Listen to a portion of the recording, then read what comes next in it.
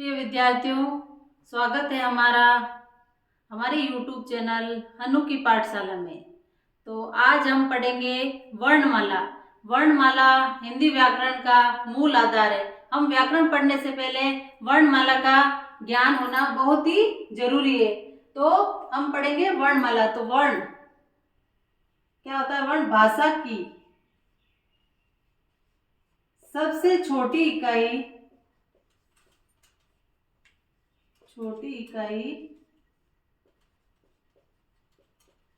क्या कहलाती है? वर्ण। सबसे छोटी इकाई वर्ण होती है।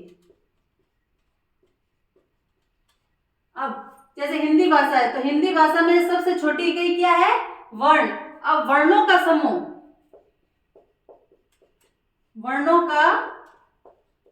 समूह क्या कहलाता है? वर्णमाला। जो ये वर्णमाला होती है, ये किसका समूह है? वर्णों का समूह होता है। समूह जैसे स्वर 11 और 33 व्यंजन, तो इन दोनों का मिला के जो टोटल होती है वही समूह है। तो वो समूह क्या कहलाता है? वर्णमाला। अब वर्णमाला का विभाजन करते हैं हम। तो एक तो होगा स्वर और एक होगा व्यंजन। स्वर वह स्वतंत्र मतलब ध्वनि है, मतलब स्वतंत्र रूप से बोला जाता है।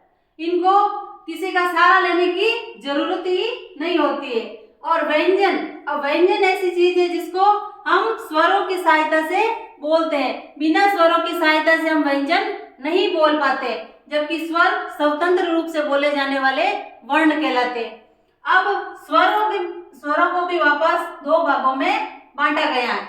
एक तो होता है मूल या ह्रस्व स्वर। हम मूल स्वर भी कह सकते हैं और ह्रस्व स्वर भी कह सकते हैं। दूसरा है दीर्घ स्वर। तो नाम से ही पता चल रहा है ह्रस्व स्वर और दीर्घ स्वर। तो हमें ह्रस्व का अर्थ होता है छोटा मतलब जिनको उच्चारण करते हैं। जब हमारे फेफड़ों के द्वारा जो ध्वनि निकलती है तो हम उच्चारित करते हैं ना, तो उसको बहुत ही कम समय में बोला जा सकता है, तो उनको ह्रस्व स्वर कहते हैं। मतलब हमारी जीवा पे बहुत ही कम जोर दिया जाता है, जैसे अ, ई, उ, री। अब इनको बोल रहे हैं तो हमारी जीवा पे ज्यादा मतलब जोर नहीं दे रहे, समय भी बहुत ही कम लग रहा है। मतलब जिन स्वरों को बोलते समय बहुत ही कम समय, उच्चारण करते समय बहुत ही कम समय लेते हैं, उनको ह्रस्व स्वर कहते हैं। दीर्घ स्वर में क्या होता है कि हम बोलते समय क्या करते हैं, थोड़ा ज्यादा समय लगता है। जब भी हम उच्चारण करते हैं तो जो ह्रस्व स्वर की तुलना में ज्यादा फर्क नहीं होता है, लेकिन ह्रस्व की तुलना में क्या होता है, दीर्घ को बोलते समय ज्यादा समय लगता है। जैसे आप उच्चारण करके देखिए, जब हम खुद उच्चारित करेंगे ना तब हमें पता चल जाएगा। जैसे आप भी साथ साथ बोलते रहना, आ,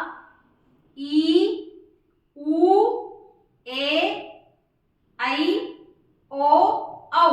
मतलब जब हम बोलते तो हमारी जीभ पर मतलब जोर दे के बोलना पड़ता है। जैसे आ, ई, उ, री, ए, ओ, औ। तो इनमें क्या होता है, हम थोड़ा सा जीभ पर हमारे जोर लग रहा है। फिर होता है संयुक्त स्वर। अब ये 4 संयुक्त स्वर आते हैं। इनमें क्या होता है कि ये दो विभिन्न स्वरों के मेल से बनने हुए होते हैं। तो इनकी संख्या 4 होती है। और अयोगवा ध्वनियां जैसे अह। अब जैसे ये पूरी एक तरह से बारकड़ी हो गई, तो बारकड़ी हमारी किस में आएगी? स्वरों में आएगी। अब स्वरों में देखो 4 तो आ गई है ह्रस्व स्वर। दीर्घ स्वर में आ, ई, उ, ए, आई, ओ, औ हो गया। अब संयुक्त स्वर, इसमें एक और टुकड़ा कर रखा है कि संयुक्त स्वर। संयुक्त में यह होता है कि इन चारों का निर्माण दो विभिन्न स्वरों के मेल से होता है। फिर दो ध्वनियां अयोगवा होती है, अंग और अह। ठीक है। अब हम लेते हैं व्यंजन। तो व्यंजन की परिभाषा मैंने अभी बताई थी कि स्वरों की सहायता से बोले जाने वाले वर्णों को हम व्यंजन कहते हैं। अब व्यंजनों की संख्या हमारी हिंदी में 33 है। सबसे पहला इसमें प्रकार है स्पर्श व्यंजन, अंतस्थ व्यंजन और ऊष्म व्यंजन। अब स्पर्श व्यंजन होते हैं 25। अब जैसे देख लो, क वर्ग, क, ख, ग, घ, ण। फिर आएगा च वर्ग, च वर्ग मतलब च वाली पूरी लाइन, च छ ज ज य। ट वर्ग ट ठ ड ढ ण। फिर आएगा त वर्ग त थ द ध न। और फिर आएगा प वर्ग प फ ब भ और म।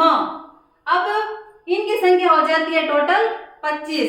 जैसे हम 1 2 3 4 5 हो गए तो 5 इंटू 5 25। अब जिनको याद करने में दिक्कत होती है तो किसी किसी के लिए व्याकरण थोड़ा दिक्कत वाला विषय होता है तो वो इजी तरीके से भी कर सकते हैं। इसकी एक शॉर्ट ट्रिक है क च ट त प। मतलब क का मतलब क वाली पूरी लाइन क वर्ग में जो आएगा वो क च वर्ग ट वर्ग त वर्ग और प वर्ग। आप इस शॉर्ट ट्रिक से भी परीक्षा में तैयारी कर सकते हैं कि भाई स्पर्श व्यंजन प्रश्न बन जाता है कि स्पर्श व्यंजन बताइए। 4 ऑब्जेक्टिव टाइप दे देंगे और बताएंगे भी इनमें से स्पर्श व्यंजन कौन सा है। तो वैसे तो इजी है याद करना, लेकिन किसी को नहीं हो तो क च ट त प तक ही होता है, प वाली लाइन ही होगी, ये वाली लाइन स्पर्श व्यंजन में नहीं आएगी। तो क से लेके प तक मतलब क से लेके मैं तक क्या है स्पर्श व्यंजन, आपको ये याद होना चाहिए। फिर आता है अंतस्थ व्यंजन। मतलब अंतस्थ व्यंजन य र ल व, ये 4 व्यंजन, इनकी संख्या कितनी है 4। इन चारों को अंतस्थ की श्रेणी में रखा गया। ऊष्म का नाम सुनते जैसे बोलने में थोड़ा मतलब ऊष्म गर्म हवा, जैसे बोलते श स श ह, तो इनकी संख्या भी कितनी होती है 4 होती है। अब आएगा संयुक्त व्यंजन। अब कुछ व्यंजन जैसे ये भी स्वतंत्र नहीं होते ना, इनमें भी 2 अलग अलग मतलब स्वरों की सहायता से ही बनते, इनका निर्माण होता है। तो ये भी क्या होता है संयुक्त व्यंजन भी क्या होता है कि 2 अलग अलग प्रकार से इनका निर्माण होता है। अब जैसे कि श त्र य और श, जो श्री वाला श होता है ना, इनका निर्माण कैसे होता है। अब देखो क प्लस श, क आधा होगा, क्या होगा क आधा हलंत लगा हुआ ना, क प्लस श बराबर श।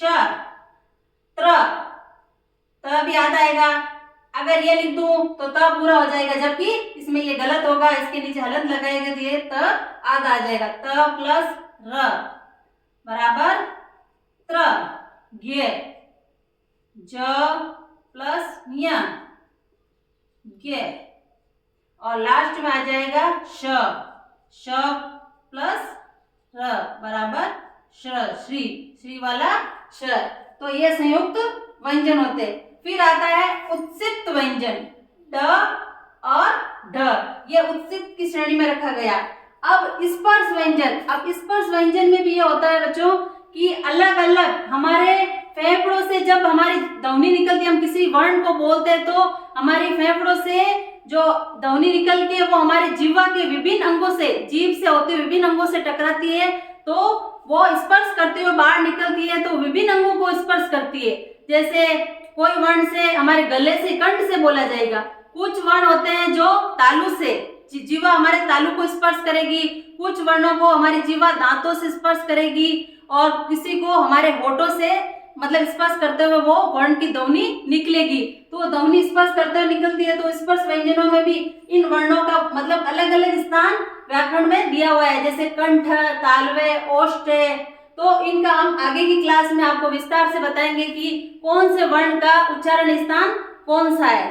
तो आज के लिए इतना ही। आपको कैसा लगा, हमारी क्लास कैसी लगी, हमें कमेंट करके बताइए, और हमारा वीडियो अच्छा लगा तो लाइक और शेयर कीजिए और सब्सक्राइब कीजिए। धन्यवाद।